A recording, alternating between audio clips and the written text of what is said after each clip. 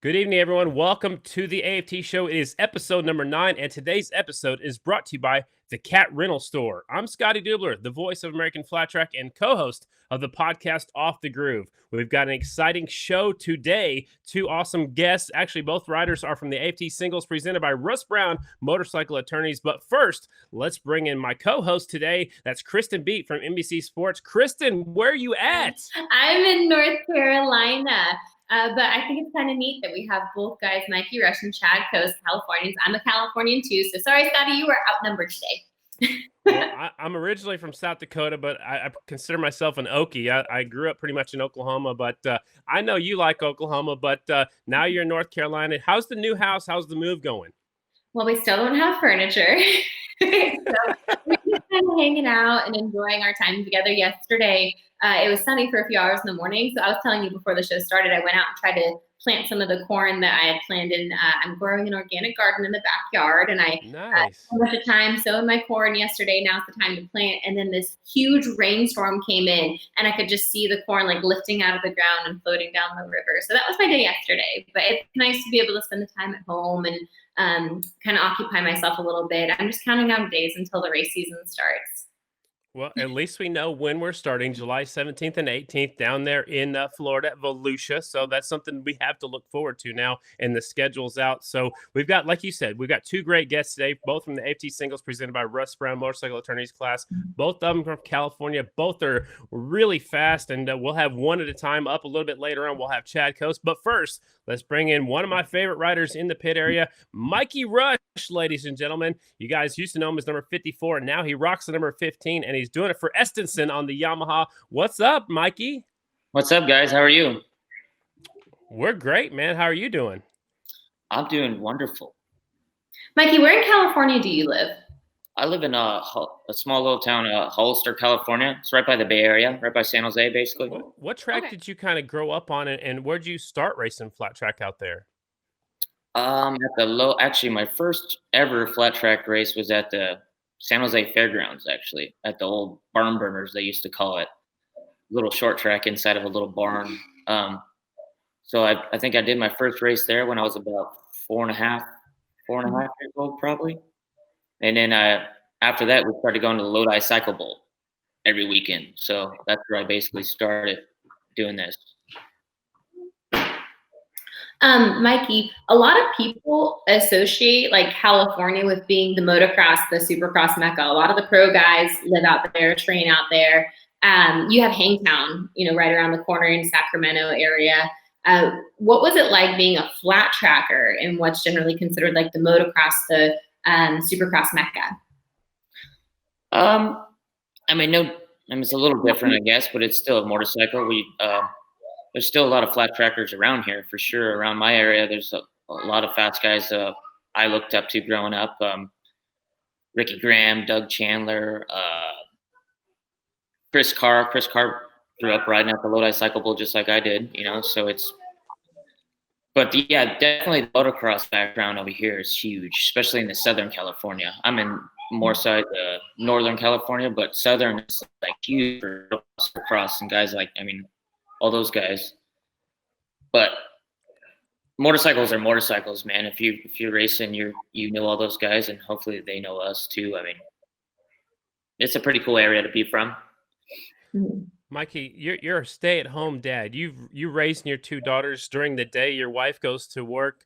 What's that like? A lot of dads miss out on the younger years, because they're usually at work. You and your wife have reverse roles. How's it like it? And what's it like being a stay-at-home dad? And tell us about your two daughters. It's a lot of work. My older daughter's not a lot of work. She's 13 years old now, so she's pretty independent. But my 4-year-old little Bella is a whole nother story, I guess you could say. I tell everyone she's like 5 or 10 kids all in one. She's pretty active and keeps me on my toes all day. And I enjoy it. I enjoy not having to go to work too much during the day. My wife does that for us, and I go work on the weekends basically. But we have a lot of fun together. Oh, you want to say Hi, Bella. Hi, Bella. Say hi. That's Hi, awesome. pretty girl. Scotty, you have a teenage daughter. What kind of advice would you give them? Like, I had a teenage daughter. My daughter is 27. There's the other daughter. Hi. My daughter's 27. Mikey, just be prepared for when these guys come to meet your daughter and take your daughter out. You know, just try to be tough and make them scared of you, right? Is that what you're going to do? Oh, of course. I plan on having some fun with it too, but Of course. I'm so bad they won't come back. That's what I tried to do. Are you going to go play with the hamster? They're playing with the hamster. Oh, yeah? What's the hamster's name? I don't know. What'd you name it? Corona. Corona. That's fair. Is it a new hamster during the pandemic? Is that why he's got the name Corona? Yeah. It's in his little hamster ball right now. Right on. Okay. Cool. How have you guys been busy during the coronavirus? Like, what have you been doing with the girls' home? Doing a lot of stuff. We live on like 25 acres or so out here at my uncle's place. And we got a lot of space to run around, and they ride their little mini bikes up and down the dirt road. And I've been taking them on bike rides and stuff like that. We all got mountain bikes now, so I've been taking them on bike rides. That's about the only thing we can do out in the open. And then when the beaches are open, we go to the beach just to hang out on the beach. But mainly we've just been staying here at the home front, not really doing too much, not really taking no chances going out too many places. Are either one of your daughters going to be racers when they grow up, or have they even thought about it? I don't know. That scares me to death. especially with little Bella. She's if she does get on a bike, people better watch out because she's gonna run into everyone, I think. Aww. What? Have you been like changing your diet or your training routine because of quarantine, or now that your older daughter's home and not going to school, does that kind of change how you train or the time you have to train? Yeah, training wise changed a little bit. I was training quite a bit during when they were both in school, but now they're kind of both home and back with me full time. So I've been still trying to get out on my mountain bike, and I've been riding the dirt bike and stuff at least twice a week. Mm-hmm. Sometimes only one time a week. If that's all I can do, that's all I can do. But the whole, and then just doing stuff here. Basically, I got a rowing machine and some free weights, punching bag outside in the backyard. Trying to do that kind of stuff, and I've been trying to get my track going here at the house. Like I said, we're on some acres out here, and I have a track here, but my tractor's not very good right now, so I'm trying to get that thing sorted out so I can maintain the track and stuff like that, so I can ride right here at the house and not have to go anywhere. That's always the dream, to like have a track in your backyard. Yeah, the plan is to have like 4 or 5 tracks back there once I get a newer updated tractor to maintain everything. But yeah, I have plenty of room to have quite a few tracks and different stuff to do. Mikey, tell me about the track. What track do you have now, and what's the plans in the future? Right now I got a little, like a 1/5 mile, a little bit shy than a 1/4 mile with some vane and stuff on it out there. So it's basically just a short track. And then I have a rut track, turn track for my motocross bike. And that's about all I have going on right now out there. I think the cat rental store could get you a new tractor. You know, you could go rent one and take care of that for you. Please tell them to send one over here. I need a blade. I can name off a whole bunch of tractors they could send over here. Right. Well, Kristen and I have been talking, in between the AFT shows, and one of the most exciting parts of the show when we had Bubba Shobert on was the show and tell. He walked around his house and showed us some really cool stuff. Kristen wants to know what you have for us for show and tell. Do you have anything you could show us? Oh, well, I already showed you my kids. and the hamster. The hamster, but I can see a helmet behind you. Is that strategically placed, the monster helmet behind you, or is that your helmet for the season? That's one of my helmets for the season. I was cleaning it because we just. Who does the helmet painting, or who does the helmet painting? AP Designs. Okay, yeah, I know their stuff. But as of around the house, I actually have this trophy right here. I took down for a little show and tell thing. It's my 2007 Rookie of the Year. Nice. trophy. That's pretty special to me because it's, not that many people get to say they got Rookie of the Year, the AFT stuff. So it's pretty neat, and it's a cool trophy. Looks like a sprocket, and they did some work on it. That is a really where do you cool keep trophy. where do you keep that one, Mikey? It's got Ricky Graham's name on it, so that's always awesome. Mikey, cool. What age did you first start racing? What age? Yeah, what age? I would say 4.5, 5 years old. So you were one of the young guns. Yeah, I've been, I guess you can say I've been doing this for like 28 years now. That's crazy. Makes me sound old. It does. It ages you a bit. It kind of does. On your next birthday. Yeah, what year? I'll be 33 next month, I think, or this month coming up. You're still a pup. What year did you turn pro, Mikey? 2005. What was your favorite win? I mean, was it one of the Daytona Short Track Grand Nationals? Was that one of your favorites, or do you have a more recent race win that's more memorable? I would say, yeah, my first one at the short track at the old Municipal Stadium in 2007 was pretty special to me. I think I was 19 at the time, 18 or 19. But I've always watched all these old videos of all these awesome guys growing up, and I always used to put this one video on. I forget the name of it, but it always had the Daytona Short Track on it, and I always thought that place was just a cool place to race. And I always always wanted to win that race. For some odd reason, I've always wanted to win that race, and I actually got it done. So that was pretty special to me to accomplish that. One of my dreams, I guess. I wanted to win the Daytona Short Track because it's in Daytona. It's the mecca of racing, so it was pretty special to me. And the one in 2013 at the Speedway, I won there too. Also, that one was really special for me because I was kind of doing that all by myself. It's just me and my Uncle Dave. I built my bikes in my tin shop I got outside. Did all the work myself. Drove there cross country by just me and my uncle, and did everything and got it done that year too. So those two are the big highlights of my career, I would say. And that's something I've always kind of noticed about Mikey Rush. Like last season, I was able to talk to you and get such good feedback about the bikes. And do you think that maybe that's because you've had so much time building the bikes? And there's some guys that you're racing against that don't have that same knowledge. And so when it comes to like things like testing or even adjustments throughout the race weekend, I think that you're in a better spot to be able to make like educated adjustments. Yeah. Yeah.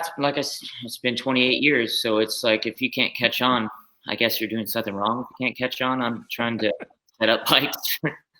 But I learned a lot from guys I've worked with, a lot from Jimmy Wood with the whole suspension side of it. Ronnie Brown's a good friend of mine, and he was one heck of a mechanic and still is to this day, but he was with the American Suzuki team, and I've learned a lot from him. Just a lot from a lot of people for sure that I've grew up around. So I guess it was good of me to pay attention and not, when people were talking about setting up bikes and stuff like that at the races, I'm usually not the guy to walk away and just let them do it. I like to be hands-on and involved in it. So it's I think you need it for our sport for sure, because dirt track is a lot about bike setup. So yeah, it's good to know what the bike's doing and understand what the bike's doing, and if you're doing anything wrong or what you can do to the bike to change it to make it go forward better. It's good to know that kind of stuff. Do you have anything else for show and tell, or do we get what you had set out for us? I don't know what I got here. Let's make sure this thing's not plugged in. We're going on a walk. It's cribs at Mikey Rush's house. Yeah, dude, this place, no one believes it, but this place is in a barn. That's no way. A barn house. I love it. Yeah, it's like big, tall ceilings, obviously. Yeah. I don't know. I got my Daytona trophies up there. I don't know if you guys can see them. Nice. Yep, I can. That's cool. That's cool. And in the one from Laconia, the rifle last year, that was probably one of my favorites I got last year. I had actually one of my buddies, Michael Intervitson, brought it home in his van for me at the last round last year. That's cool. So, good thing I still got buddies that travel from California to go to those races to bring home some stuff for me when I need it. Right on. Let's back up a little bit and talk about 2019. You had some highs, definitely, and you had some lows. Let's talk about the highs first. You ended up second in the points, just 6 points behind Gautier. Red Mile, Laconia, Minnesota, Meadowlands, all good races. I mean, what was your favorite moment from last year, and why? Man, I don't. It's probably tough to pick out a favorite moment or a favorite race. Definitely all those ones you just said, because we won those. The team did a good job for me, and all my guys on the team did a great job for me and gave me a good bike every weekend and week out. So it was cool to get 4 wins on the season, and I think 7 podiums altogether. That was a pretty big accomplishment for us. I had a lot of fun last year and hoping to have a lot more fun this year. I got my same mechanic as I did last year on the Richie Morris team. He came over to the SSN deal with me, and I got my good buddy, James Hart is involved, and Nick Daniels. I really enjoy working with Nick and those guys and being teammates with Dallas. I think we're all having a good time so far, and we haven't even really got started, but we enjoy talking to each other and enjoy messing around, having fun, and we're gonna have some fun this year for sure once we get going. Looking back at 2019, there was a good chunk of the season where you were leading points, and now that you're with a different team and in a different position, I hear riders mention a lot what they learned from leading points or what they learned from being the guy with the target on their back. What did you learn from being in that position? A lot, because it's pretty nerve-wracking when you're getting the points for a few weeks in a row. It's like you start to think about weird stuff and try not to make any mistakes. But I mean, yeah, I definitely made some mistakes last year, and hopefully not going to make those this year. I think that the one race that really got us was the one at Weed Sport when I didn't get any points. So that's the one that really set us back for sure, because I got points at every other track besides that one. And then Buffalo chipped at 14th place finish or whatever it was. That didn't help any either. So yeah, and to lose the championship by 6 points, I was having nightmares for for a few weeks after the season ended. It's like just to be that close and lose it by that little bit is pretty hard to swallow. But I mean, I had some stiff competition last year. Dan Bromley was on his game, and Shana was going fast as usual. And Dalton was a rocket all season long. Oh, and Dalton is just, the kid's got so much talent. It's unreal. He's even when looks like he's going to be off his game, he somehow finds his way to the front in the main event and goes forward. And he was a really cool person to race, and just like a lot of guys in that class. Chad Cose is another kid that's just like, me and him grew up racing together at Lodi Cycle Bully, I guess you could say. And Chad's always been a good rider and always fun to race with and stuff like that. And he's always a good sleeper pick. I feel like out of all the riders, if you wanted to like place a sleeper bet, Chad Cose is always the one to put your money on. I would say so. I'd put my money on Chad any day for sure, because you never know when he's going to pop in and ride just phenomenal. He rides good everywhere, I think, and any kind of track. He's good motocross. He's good on the TTs, good miles, short tracks, everything we do. He seems like he's good. He's real good on those groove tracks because we grew up riding those at Lodi. Speaking of Chad Cose, you guys had kind of a scuffle last year. And I mean, I know you guys are friends, but what is that like? Like, I mean, you guys see the AFT paddock is really unique in that you guys are all friends, but then when you're on track, everything gets elevated. What was that scuffle? Remind us what that scuffle was about, and how did you guys recoup from that? Yeah, he just kind of, I felt like he cut me off down the back straightaway when we were at full speed a little bit. He just kind of, I don't know if he didn't know I was there. I think he did it on purpose, but I get fired up when we're going that fast and someone does something weird and cuts in front of you or something like that. So that's the only reason why I kind of yelled at him. And I regret it now. I probably shouldn't have yelled at him that bad. Uh, and it doesn't matter. He's still my buddy. I mean, I love him to death for sure. And we all make mistakes, and I made a mistake by yelling at him and acting like that for sure. But I just wanted to get my point out there that can't be racing like that when we're going that fast. But it's no big thing. Me and him still talk, and got to see him at this last week, I think it was, when we went to a race. So he came up, gave me a big hug. I gave him a big hug, and it was good to see everyone again. And we're all fine. We still talk. Mikey, you got a pit pass on your wrist, or what are you wearing? I see something red on your wrist every time you flash up. Is that a pit pass? Yeah, no. No, it's my little wristbands for Jethro Halbert, which was a real good friend of mine. And we lost him a while back, and I've actually, since that happened, I've never took that off. And it's on my throttle hand. I figured he would want it on a throttle hand. So, and obviously my little buddy Zayden Flores, I got him on there too. Two of my close friends that I've enjoyed being around in this area over here, and not with it anymore. But I feel like they need to be on the bike with me when I'm riding and twisting the gas with me. So that's why I'll always keep them on that wrist for sure. That's awesome. That's awesome. Tell us about the move from RMR Honda to the Estenson Yamahas. What's been the biggest difference so far? Nothing. I mean, it's a blue bike. I guess the color is the biggest difference for me. I got used to all that red, and I've been a Honda guy for many years now, so I'm used to red. But the whole blue thing's a little different. But I'm enjoying working with everyone on the team. Everyone's awesome. Good people, good, just a whole good program to be around. It's a good opportunity. I'm blessed to get this opportunity for sure with the whole Estenson crew, and Tim Estenson is an awesome guy. I'm super thankful for him to give me this opportunity this year. It's just not that much stress. The whole team's got a role, and everyone's got a spot to do stuff. So it's nice to have that many people involved, and a lot of help for sure. But overall, I love the bikes. I love the Yamaha. It's working really good I think it fits my riding style really well. I can get it to work good at most tracks for sure that I've already rode on it. I mean, we haven't really got racing yet, but I've done a lot of testing just on my practice bike they gave me at home. And the team and we all done some testing during this winter and stuff like that. And we're making good progress for sure. I'm really, really looking forward to going racing.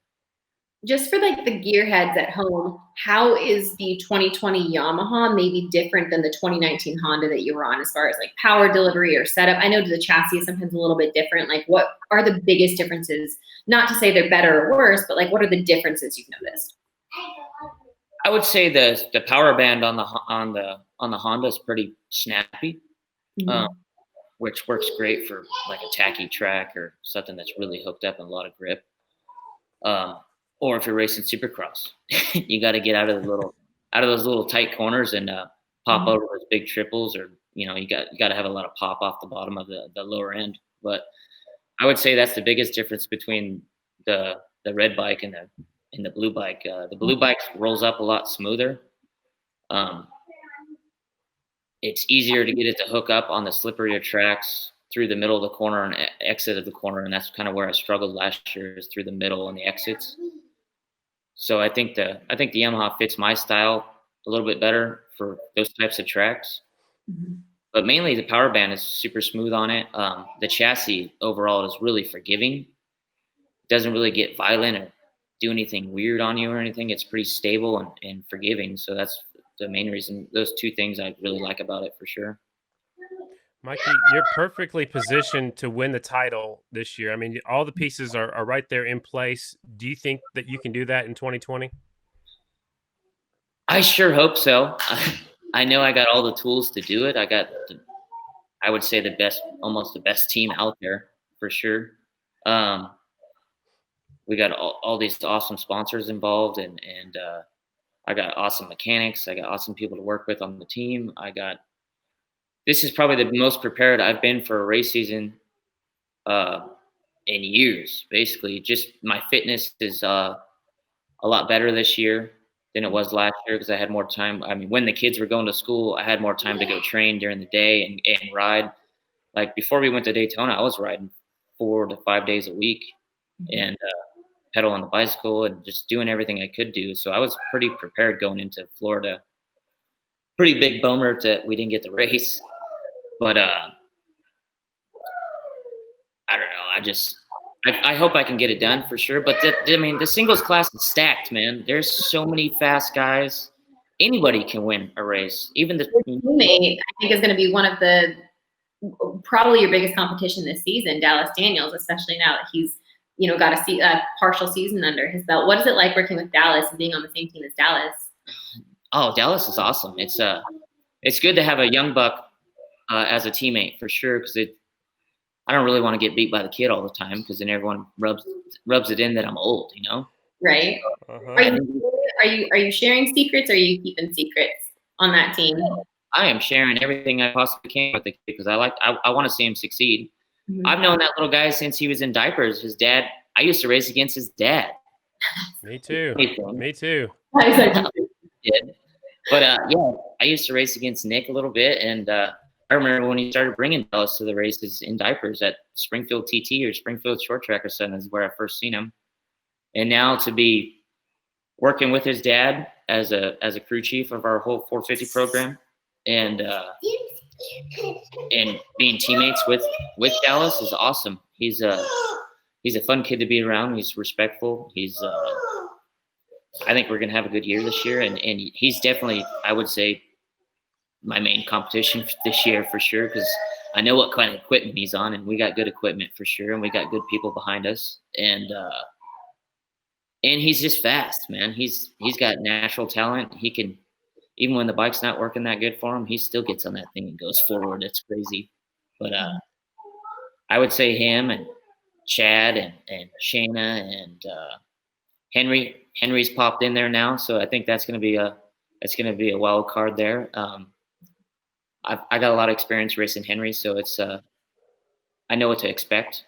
But a lot of these young kids don't race Henry Wiles, so it's but this not even just 5 names I can name off. I can name off the whole field because the whole field is stacked.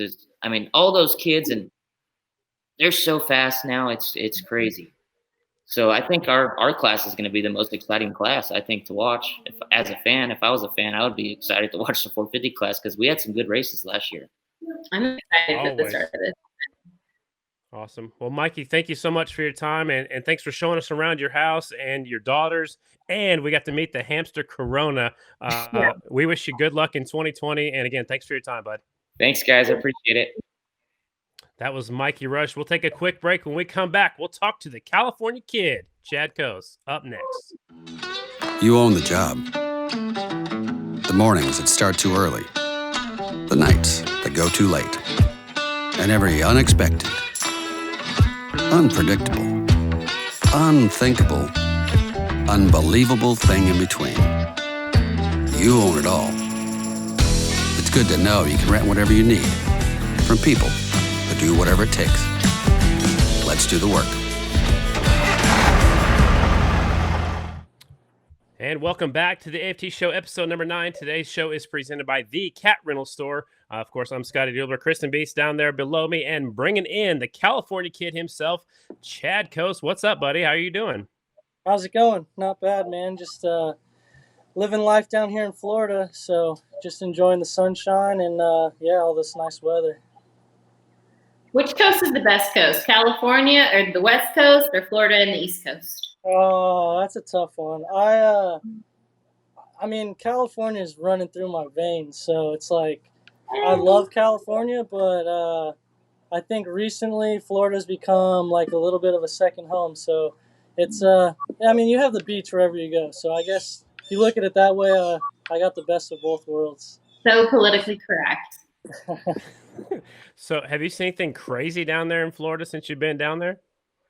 I've literally, I've seen all the YouTube videos and all that stuff, like all the crazy, Floridian things, but not too much. I mean, other than it seems like Florida had a very small window of actual quarantine. So yeah, like the beaches are packed again, and like just talking to my family back home, it's like two different worlds. So I've seen some pretty wild stuff actually, but no, nothing out of the ordinary, nothing that's not Florida. What did you first do when Florida started reopening? Like, was there a restaurant you hit up? Did you go to a movie? Like, what did you first start doing? Yeah, to be honest, not much changed for me. Like, I rode, pretty much, I rode at least once a week since everything shut down, and most times 2 or 3 times a week. So for me, not much change. I mean, for a small period of time, it was like takeout only, but that's, obviously that's all reopened up. I've been back to restaurants, eating normally. Everything's pretty much the same. So there was a small period of time where like it was a little bit weird, but I mean, we still had access to the beach and everything like that. So for me, and that's part of the reason why I stayed down here, just to kind of live normally and still be able to do everything I needed to do for racing. So, yeah, I mean, I guess I would say went back to like a crowded restaurant. I would say but other than that, it's been relatively normal for me. Chad, you got the nickname the California Kid. Where did that come from? Who gave that to you? I can't recall really. I had thought that you gave it to me, but who knows, man? I don't know. I'm pretty, like I said, I'm pretty outspoken about loving where I come from and everything like that. So yeah, it stuck with me ever since someone said it, and I enjoy it. I mean, obviously, I'm all over the place. Like ever since I was 17 years old, I basically have lived life on the road. So, but yeah, it's one of those things where I'm really proud of where I came from. It's rooted into who I am, and a lot of good racers have come from where I have. So, it's yeah, I'm a California kid, man. That'll never change no matter where I live. Being from California, the tracks are a certain composition, yeah. And then out in Florida, you have like all of this differentiation in the track composition. Which do you prefer? Which do you like training on better? Have you been doing a lot of riding down in Florida, and where at, and what kind of tracks? What's going on down there? Yeah, so like ironically, California, well, at least where I grew up, California's got a variety of different styles of tracks. Like Salinas, guys like Briar Bronson, Stevie Bonzi, even Mikey. Um, there's a lot of small, loose short tracks, like cushion short tracks. So they tend to kind of excel on things like that. But me growing up, I grew up at Lodi Cycle Bowl. So it was just blue groove, hard pack clay. And then, I didn't really ride a cushion until probably like 15, 16 years old. And originally I hated them, because it was nothing I was used to. And then the teams I had rode for at the time were from New York and things like that. So I started adapting the cushions well, and it was something that I enjoyed. So now I actually prefer the cushions over clay tracks, ironically, and I seem to do better on them. So, and it's kind of more of I guess you can say, a rider preference track. Like the rider excels more so than like the setup of the bike. So I would say cushions right now are probably a little more my cup of tea. And yeah, Florida tracks. Honestly, the only time I really ride in Florida is just for practicing. So I enjoy practicing as much as I can. I think your lawn guy's trying to cut our interview short over there. I don't know what he's got going on. Have you I been thought we riding had it all set up. guys? I know a lot of guys down in Florida. I've been going down in Florida. I know that everyone kind of migrated down for a little bit. Mies was down there for a while. Who have you been riding with down in Florida? Yeah, so everybody came to Florida to train originally, like before the season had started, and everybody got a jump on me. I was still in California trying to put some things together for my program. But as soon as I got down here, I mean, everybody was down here. Briar Bauman, Brandon Robinson, Vanderkoy, Ryan Wells. I mean, just everybody. And so, yeah, but since then, it's like everybody's kind of went back, and it seems like now I'm kind of ahead of the 8 ball as far as that goes, because kind of everybody went back home and was quarantined, and I was able to continue to ride, continue to train, and most importantly, like be in the weather that we're going to be racing in come first start of the season. And I think that's crucial. We had a little warm up last weekend in South Carolina, and it seemed like everybody was real hot and sweating bullets, and it was normal for me. So I'm actually gonna hopefully use that to my advantage come time to race. So, but yeah, Florida's been great. It's real hot. It's a lot more humid than California, so I'm trying to get used to that. But yeah, it's been great. Chad, you're always one to be in tip-top shape, for your fitness. I know you do a lot of bicycling. What else do you do to stay in such good shape? A little bit of everything. I try to not lack in any area. I know a lot of people focus on the cycling aspect, which it's great and all, but there's so many different realms of fitness, both on and off the bike. So I try to kind of just do everything. I mean, in high school, I ran track, so I enjoy running. Obviously cycle, different types of circuit workouts, but I like to try to do everything. That way when I go train with somebody else, like if I'm on a bicycle, I don't get smoked, or if we go for a run, some people will stick to what they're good at. Some people will refuse to run or refuse to do anything like weight workouts in a gym or vice versa. So as long as for me personally, I kind of just like to be well-rounded. So I do a lot of different stuff, honestly. What does your nutritional program look like? Like, what are you putting into your body? Depends on when you ask. No, I don't have a set program. I don't try to focus very hard on, I know a lot of people are doing like the whole vegan thing lately, and I just try to eat clean, honestly. Like I don't do too much as far as focusing really hard on any one thing in particular. It's hard too because being on the road so much, it's very hard to eat clean. So there's a Chick-fil-A off every exit in the South. Yeah, I don't know how you'd be able to pass by that and be like, nope, I'm eating healthy. Yeah, exactly. So I think that's the major thing, is just not, indulging when you really shouldn't be. And like proper nutrition, the days leading up to the race are really important too.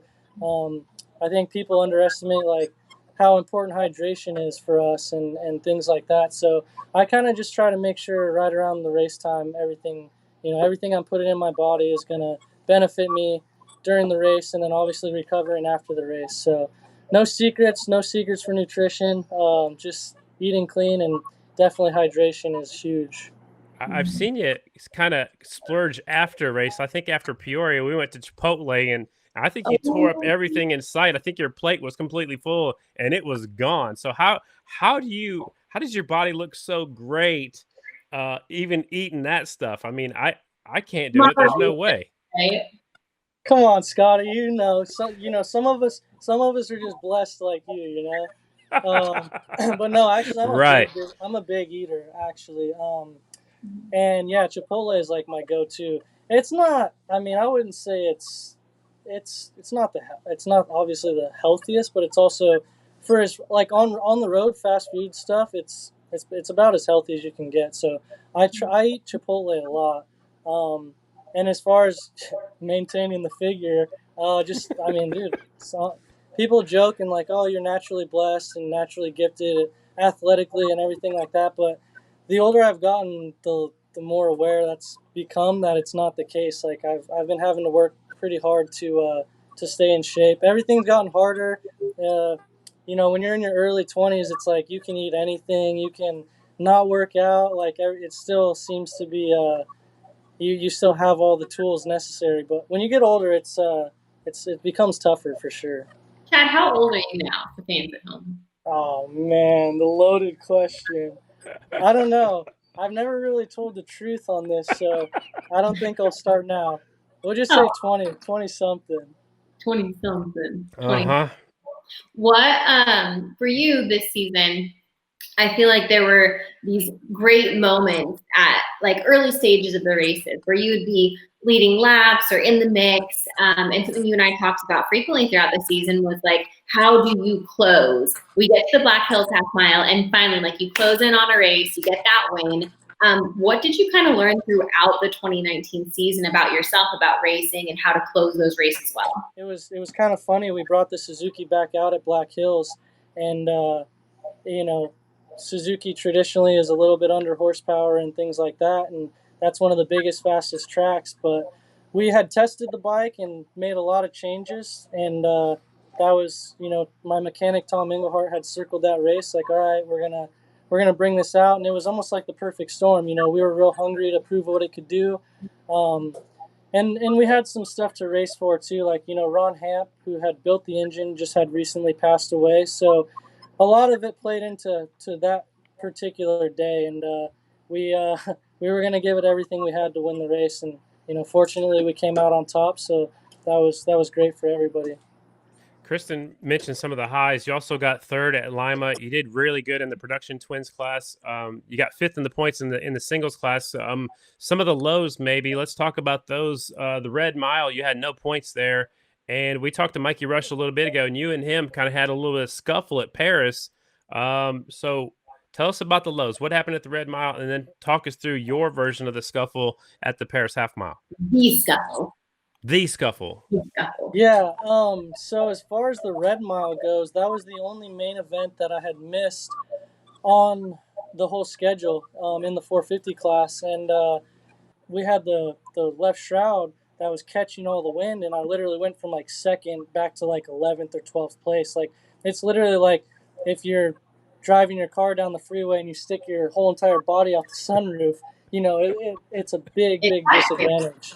Yeah. So that's what happened there. Unfortunately, we didn't make the main, and we didn't have a provisional. So that was a low for us for sure, especially being one of our favorite racetracks.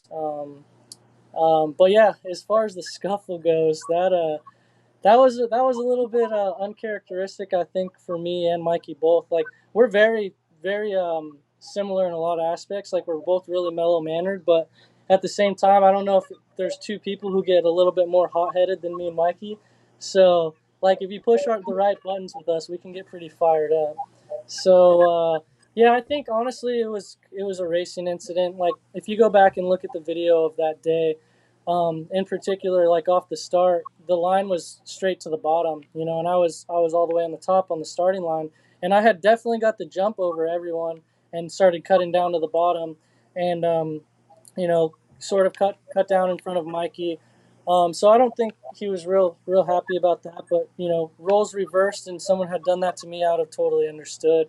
And then the second thing, I got real sideways off of one of the corners, and that one was completely like full on racing incident. I kind of got back into him, and but yeah, it was just the heat of the moment. Both of us, I mean, we were going for the win, and stuff like that happens. But yeah, I mean, we had talked about it, and obviously we're good friends, and things like that are going to happen. I know a lot of times getting on the racetrack with your friend is kind of one of the harder things to do because, yeah, it's our livelihood. There's a lot of stuff that is on the line for us, both, personally, professionally, and but yeah, I mean, at the end of the day, we want to be safe, and we want to ride each other correctly because, it's important to get home to your families, and yeah, there's a life outside of racing. So we're past that now. Obviously, we're both got clear vision going into 2020 with goals in mind, and yeah, the past is the past, and but I expect to race him and everybody else very hard. So I'm excited to see how that goes. Awesome. I mean, that's great stuff. I didn't know if you guys had patched it up. I know Mikey kind of said you guys did, but I wasn't sure. So, kind of change it up a little bit. How excited are you that the new season opener is right there in Volusia, a track where you race at Steve Nace races, the All-Star races leading up to the Daytona TT usually, and previously the Daytona short track. So how excited are you to be racing the Grand National at Volusia? Oh man, I'm really excited. Honestly, I'm excited for the whole schedule.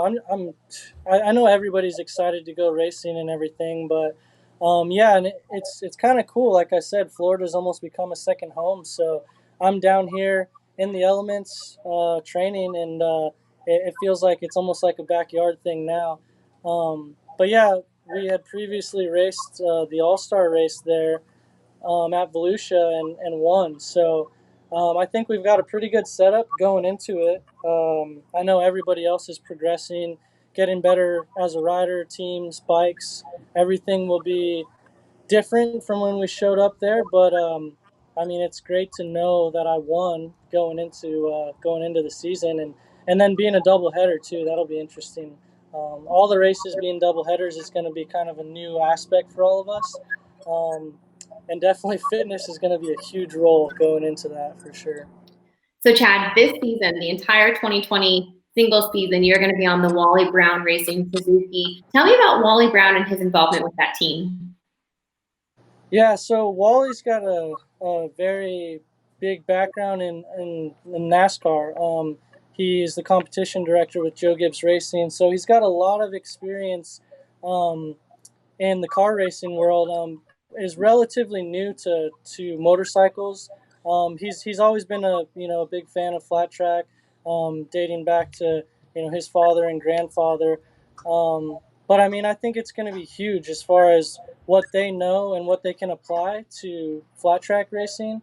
I mean, already with what they've been doing to my bikes, behind the scenes, it's pretty incredible the technology that they have, and it's going to be interesting to apply some of the off the wall things to flat track and see how it works. So I think we had a good base with the Suzuki last year, and they're only going to add to that because they've got a lot of brain power.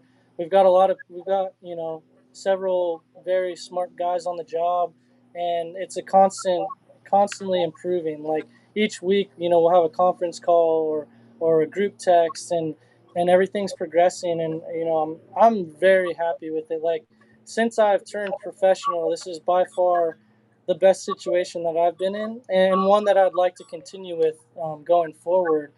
And this will be like you said, one of the first seasons when you're coming to the racetrack with a full setup and like feeling like you have a consistent bike underneath you. Could this be your season? I mean, how would you gauge the rest of the competition in the paddock? Yeah, again, I mean, that's as far as the consistency thing goes, like that's a huge part of it, which a lot of people don't really understand that concept of, if we're prepping bikes, driving to the races, doing all of this stuff, it really takes away from what I can do as a rider. And then just, simply funding is a big thing. If we can go test a certain amount of days or have certain amount of spares and backups and things like that, it all adds to the whole program racing. So this year it's like they've expressed to me multiple times like they're going to do everything in their power to give me what I need, to go out and win races and ultimately win a championship. So I would say, yeah, this is definitely, I mean, for me competitively as a competitor, like I never feel like I'm out of it. So I've been pretty outspoken about, last year, how I believe I'd be able to win a championship and win races. And I don't ever shy away from that. I know it kind of sometimes rubs people the wrong way, or when I'm back in sixth place or whatever, they're like, what's this guy talking about? Thinking he can win races and win a championship. But no, I fully believe it, and I know my guys fully believe it, and they're going to give me everything all the tools necessary to go out and show that. And yeah, I think I'm in a great position. Obviously, the competition's stiff, but I mean, I love that part of it, and if anything, it just it elevates everybody's level of what they have to do, and also it's more validation in the sense of when you do win a race, it's a big deal. Like it's not easy. It's not an easy thing to do. So for me, I think we're in a great position. That's my goal. Is to win a championship. We were fifth last year, and I really feel like that was a down year for us. We had won a race and everything, but at the end of the season, we were by no means happy with what we had done. So we're just using that as a stepping stone, and yeah, going into this year, hopefully, a lot of people, we're still the only person on a Suzuki, and even beginning last year, it was like kind of taboo to go to touch a Suzuki. Nobody else in the paddock had them, and when I did, jump on it, it was almost like, people were chuckling, behind the scenes of how are they going to make this thing work and blah blah blah. But yeah, I think we're going to build off of last year, and we're going to really show what we can do this year. Chad, I think that makes it even sweeter when you do win on the Suzuki. I mean, that, like you said, people kind of were like, what is he doing riding a Suzuki? But when you win on that Suzuki, that makes it even sweeter. Is there anything you got to show and tell for us? We had Mikey Rush on a little bit before, and he showed off his daughters and a hamster. I'm ready for some fun show and tell from Chad Cose. Yeah, I got a couple things. Actually, Kristen, I feel like you'll appreciate this. I've heard you're pretty tight with everybody at Kicker. So we got this. When you're in Florida on the pool deck, you need your Kicker speaker. So yeah, they've been hooking me up. I'm pretty excited about that stuff. And then everybody knows at the races, like, I'm a big headphones guy. You got your Kicker headphones too. So I got these headphones. And then, yeah, most importantly, this might be kind of cliche, but it's big. It's a big one for me. Is my Bell helmet. That is pretty sweet, flat black. Yeah. It protects the old noggin, so I think that's pretty important to kind of show and tell. Maybe something a little bit out of the ordinary here. We got this guy here. A unicorn? Yep. So even had a suntan on that. Yeah, being in Florida, you got to work on your tan. So that's kind of my go-to when I. Does that build? So yeah, those are my show and tell items. So before we let you go, I kind of seen a little snippet of maybe a hot sauce eating contest or a salsa eating contest with you and Wells. Are we ever going to see that posted anywhere? I actually have the full edit video. I've been slacking on getting that out, but yeah, it's a little longer than I had anticipated, and there was a lot of editing because obviously when you're eating hot sauce, there's a lot of explicit content, so we had to edit a lot of that. But no, it was a good time. Me and Wells, we've been hanging out down here a lot, riding, training, goofing off. Quarantine, you can only do so much stuff. So he went back to New York now. So I think we're both in grind mode. Like, we don't want to see any more of each other until the season starts. And got our race faces on. We got about 7 weeks to go. So I'll probably see him on the starting line the next time I see him. The 49 and the 94, it seemed like no matter what track we were at, you guys were racing against each other week in and week out. How is that racing against somebody you're that good friends with? Yeah, so again, like, going back to that thing that happened with me and Mikey, Mikey being a good friend of mine, but Wells, he's probably, I would say, like, my best friend, So it's tough racing with your friend. Like in Daytona last year, it was for like 10th, 11th place, and he slammed me in the last corner, like slammed me. And I look back, I'm like, who the heck is this guy? Like, just ready to be fired up. And then it was Wells, and I'm like, gosh dang it, So after the race, I was going to watch the Twins race, and I seen him like out of the corner of my eye kind of walking towards me, and I'm still like real hot, and like I think he's coming over to be like, hey man, like, sorry about that, and I'm like, nope, I don't want to talk to you for at least another hour, so I seen him, and I just like keep walking, don't say a word to him, and then, but honestly, like I said, it's racing, and the longer you're in the sport, and the more you kind of understand that that's part of it. Obviously, like I said, we're not going to go out there and intentionally hurt each other or intentionally pull anything that would be detrimental to any of us. But yeah, it gets heated. Like, we're best friends on the track, off the track, but when it comes to on the track, he's one of my main competitors, and somebody that I see will be very, very prevalent in the championship hunt. So, yeah, whatever happens on the track, and we kind of keep it there, and then we're going to go hang out and have some fun after the races. All right, man. Well, thanks so much for your time. Good luck in 2020, and we will see you July 17th and 18th down there, now in your neck of the woods at Volusia. Cool, guys. I appreciate the time. I'm looking forward to bringing everybody down to Florida and kicking off the season. Me too. That's Chad Cose, and thanks to Chad and thanks to Mikey Rush earlier. I'm Scotty Doodler. That's Kristen Beat. We'll talk to you guys next Thursday on the AFT Show. You own the job. The mornings that start too early. The nights that go too late. And every unexpected, unpredictable, unthinkable, unbelievable thing in between. You own it all. It's good to know you can rent whatever you need from people who do whatever it takes. Let's do the work.